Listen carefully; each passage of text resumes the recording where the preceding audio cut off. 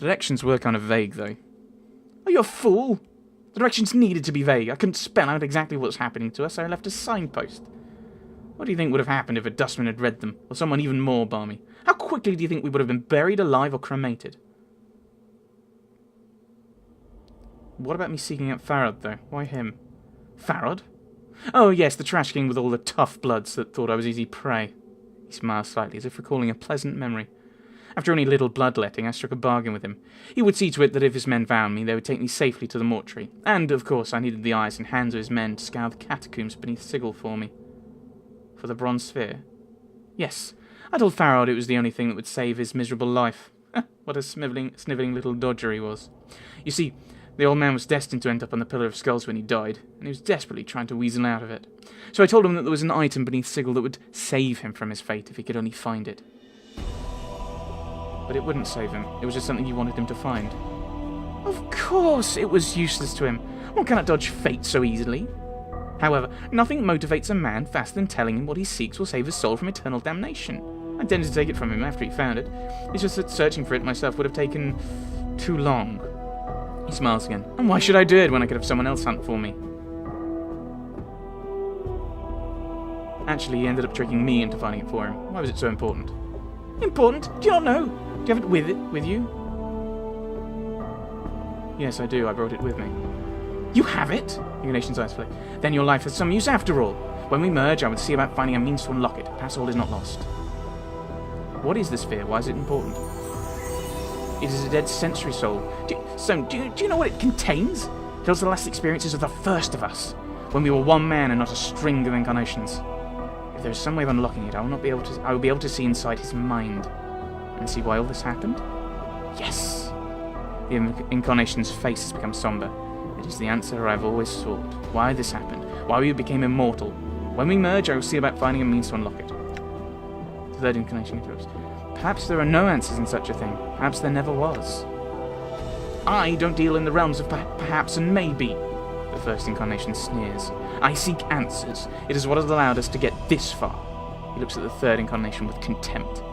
If we had left life in your hands, we wouldn't even have a fraction of the truth we now possess. And in that truth lies power. You'll realize that when we merge.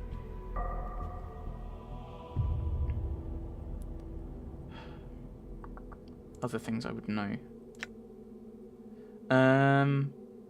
Oh, right, I've already asked that one. I will not merge with you, you will merge with me. Because I'm guessing if we merge with him, game over. You will merge with me. The man looks at you, then smiles incredulously. I surrender to no man. It is you who will be absorbed by me. I doubt it. Do you intend to fight me on this? The man seems more amused than anything else. You are no match for me. There's little point in resisting. Try me. So be it then. You shall see what your mind has in store. You lock gazes with him. His eyes are like stones and they start to drag you down. Lock gazes with him, try and force him to merge with you. As you swim in the corridors of his mind, the first emotion you encounter is surprise, and his eyes widen. He is not absorbing you. Your will is stronger, and it is consuming him. You feel him desperately trying to pull back, but he cannot. He is too weak, and your will blocks his retreat while drawing him deeper into your subconscious. This is the last time we shall ever speak. Return to death, where you belong. He looks incredulous for a moment, then he disintegrates, and you feel a rush of knowledge pouring through you, fighting to the surface. It's almost too much to absorb at once, and you find yourself disoriented. So much knowledge, so many experiences that... Hey! Intelligence and wisdom bonus, because I need intelligence. And as quickly as it occurred, the rush subsides, and you steady yourself. The bits of knowledge swirl about in your head, and you will make sense of them later. For now, only one piece of knowledge is important. That the incarnation did not know how to leave this place. He lied to trick you into surrendering. Curses. Well, let's talk to the second one, shall we? Mr. Paranoia. Oh, my healing. Oh, God. I didn't need to heal! Oh, I wasted a heart thingy. We don't know how to open it. Let's be careful. The paranoid one. The man before you resembles you, but his back is hunched as if he's perpetually afraid of being struck. He's watching you warily, and he hisses as you approach. His hands clenching as if wanting to strangle you. His arms are horribly gnarled and scarred, as if they had been dunked into a stream of acid, and his left arm looks like it's holding on by a thread. Literally. Who are you? Know that you will not last long in this place, thief! Spittle flies from the man's mouth, and his face twists in a maddening grin. Mazes and regrets and death are all that there are here. What do you mean? You're a thief. The incarnation's hands twist as if wrapped around your neck. I will feel the bones of your neck snap beneath my fingers. Take my body back. You wear my body like a cloak and you shame me. I'm no thief. I stole nothing. You stole everything. I awoke on the streets of the Ring City, and all who saw me knew me. Takes a rasping breath. All that you had done, all that you had harmed, they were waiting for me, blaming me, hurting me until I couldn't take the voices anymore and had to make them silent. Yeah, you were the one who left the trap in the Sentry Stone. And the dodecahedron journal with the traps. He fixes you with a wary eye. It seems just looking at you makes him uncomfortable. Yeah.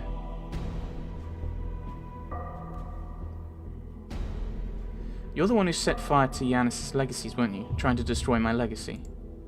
I burned the false papers, yes. More lies. Lies about my false lives.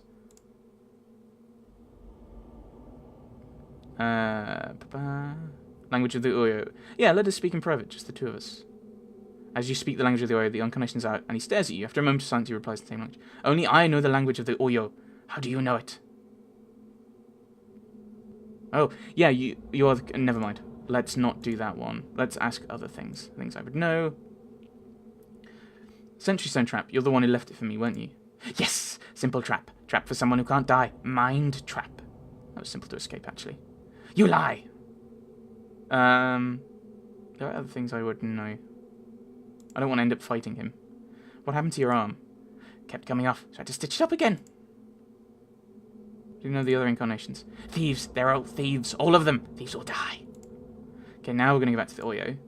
You're correct. You're the only one who knows the language of the Oyo. So if I know the language of the Oyo, I must be you. He starts staring at you. It is these others who are not you, for they do not know the language of the Uyo. He nods slowly. I hear you. This place confuses one's perceptions. We are both you, and now we must become as one. To your surprise, he reverts to normal speech, and all the inflections to his voice are gone. It is calm, level, and much like your own. I no longer wish to live like this. Born into a world where nothing made sense.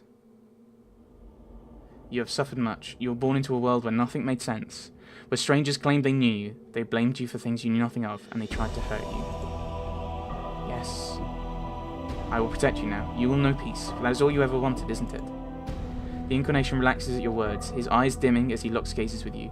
There is the faintest of whispers, and he falls to the black stones. With his collapse, you feel a crawling sensation in the back of your skull.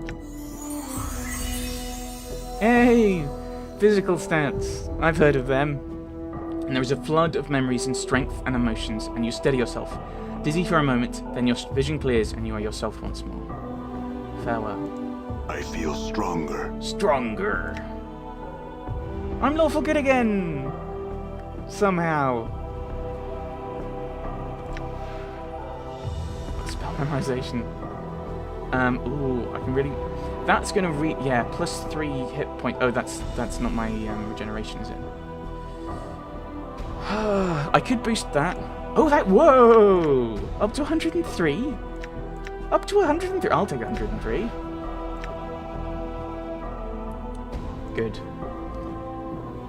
The man before you resembles you, but his face seems calmer somehow. Yeah, he's the good incarnation. I'm just the lawful good one. He gives a slight smile as you approach, and he nods as if in approval. Are you all right? Who are you? Have we ever had a name? Or was it just the first of us? The man chuckles softly. Know that I'm your ally in this. I, like these others, have died my death in your mind, and this figment is all that remains. But who are you? His smile fades and he looks at you with concern. This might be disorienting for you. Let me try and explain. I am one of your incarnations. I was once lost, now I'm here again. How is that possible? I do not know. Whatever you touched within the fortress has brought pieces of yourself to the surface. He pauses for a moment, thinking. One of the others may know the means of how this came to be, but it is beyond me. Well, if you're part of me, there are things I must know. Ask.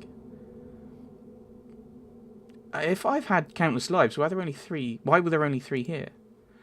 I do not know. Perhaps we were the 3 pieces that were somehow still present in your mind. How? Present? I do not know for sure, but I would guess that when we die, traces of the former personalities may remain in your mind. I know that sometimes we may make ourselves felt. How? When you're about to place yourself in danger, or were close to realization, for example, I found that I could stir and help prod you in the right direction. So you were that crawling sensation I kept feeling in the back of my skull. I'd be at a loss to describe how it must have felt to you, but it is possible, yes. Something else I would know. Before you said that when we died, traces left in the mind, and that's what caused you to all emerge, right? My understanding may not be complete, but yes, that seems to be the case, and we may make ourselves felt in small ways. So is it possible that the first one, that the real incarnation, before all the incarnations, might still be buried somewhere in my mind? The expression on the incarnation face flickers for just a moment, but it is like a window, and you suddenly realize who it is you are speaking to. You were the first. The incarnation's eyes take on a haunted look, and his gaze turns away from you. I know what you're thinking, but it's not the case. You think that knowing the mind of the first of us will somehow help you here? In this place, it will not. But why? I have so many questions you can answer. Why did we become immortal? Why? Because if we die, truly die, the incarnation looks up at you, and his eyes are like steel. Death's kingdom will not be paradise, not for us. If you spoke to these others that were here, know that a fraction of the evil of their lives is but a drop of water compared to the evil of mine. That life, that one life, even without the thousands of others, has given us seat in the lower planes for eternity. But you're the good incarnation. How does that make any sense? But you seem so much calmer, more well-intentioned. I became that way, yes, because for me, it is regret that may change the nature of man. But it was too late. I was already damned. I found that changing my nature was not enough. I needed more time, and I needed more life. So I came to the greatest of the Grey Sisters and asked her for a boon, to try and help me live long enough to rectify all the damage I had done, to make me immortal. And Ravel did. But when she first tested your immortality and killed you, you forgot everything. Everything. And the planes have been dying ever since. The crime is great, the blame is mine. There are so many questions I have for you. Who are you? What was your life like? Who? The incarnation shakes his head, cutting you off. When I became no more. When I become no more. When I merge with you, you will have the answers you seek. It may take some time to sort them out, but they are there. It is difficult to communicate a life with words. Very well then, we shall become as one. Are you ready? One last thing, just this. Before I return to oblivion, there is something I would know. I can spare you this time. What do you wish?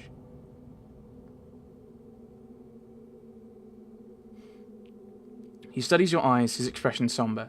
Did you live your life? The brief life you have had? In the end, was it worth it?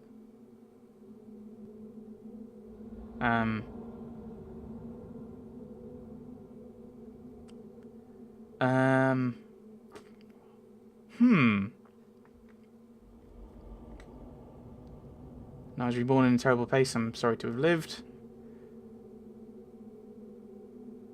It seems so short. What little I experienced, I enjoyed. I do not wish to forget it. He nods, and for a moment you think he's going to say something, but then he collapses. The life running out of him and into yours. As he falls to the black stones, you feel a crawling sensation in the back of your skull, making you shiver, and you know the incarnation is no more. Farewell. Done.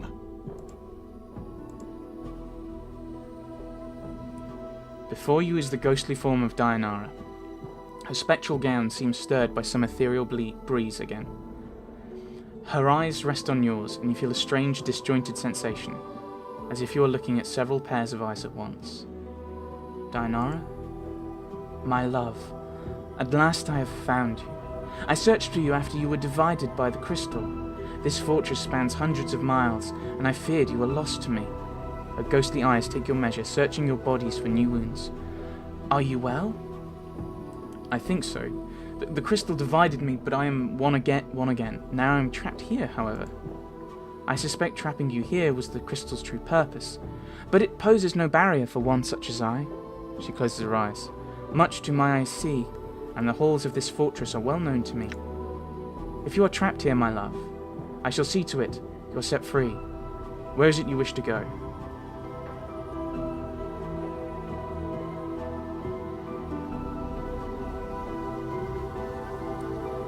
Right. I think, first of all, that is what I'm going to pick over the companions, but I don't know if I'm going to pick it. They're all kind of... No, I wish to speak to you for a moment and tell you how you died and why. What are you speaking of? When I brought you to this fortress, it was my intention that you die here. I needed someone to remain behind so that they would serve as a link to this place. I knew because you loved me so much, your love would stave off death and allow you to become a spirit. And that is why you suffer now. Donar's face is a mask as you speak the words. I'm sorry, Donara. Do you love me? If you say yes, my love, then nothing has happened matters.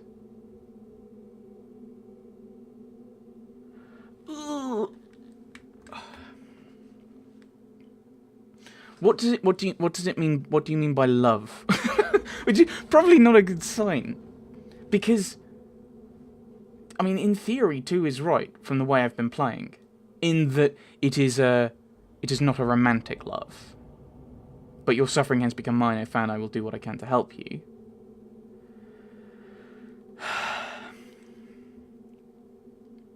But if it means a romantic love, I mean, it's then the bottom one. I don't know you. How can I... I'm gonna pick 2. I'm gonna pick 2. Though I did not know you at first, I've come to love you. Your suffering has become mine. I found I will do what I can to help you. Then I will aid you, my love. Tell me how I can help you, and I shall do it. Can you help me escape? Right, so I've already done that one.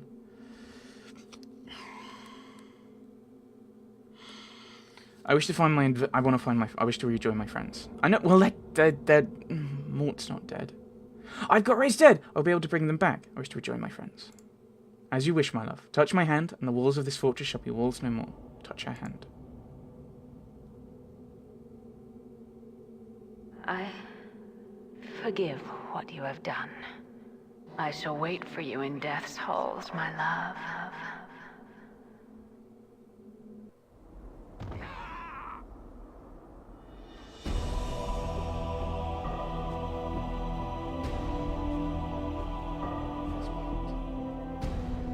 There's more. I'm gone. Come on. Oh, right. I was just thinking, we heard about the bronze sphere, didn't we? Do I open that? Maybe we know how to open it now. Of course we do, because we've... Oh, yes, because we've got the original one, and he was the one who created it. Right. As you hold the sphere up this time and examine it, you feel the memories of the first of your incarnations stirring within you. But it's not insistent or driving force. It is calm, like the thoughts of a man walking across a great distance to speak to a friend he hasn't seen in ages. As you feel his presence in your mind, you see the sphere in a different light. Not ugly or hideous, but as something precious, like a newborn child. The sphere is the repository of your last moments, before you met Ravel on the grey waste and asked the impossible of her. You know why you asked her, and you know that all you need to do is touch the surface of the sphere with both hands and feel regret, and the stone will open itself to you. Clasp the stone and feel regret. Feels quite easy.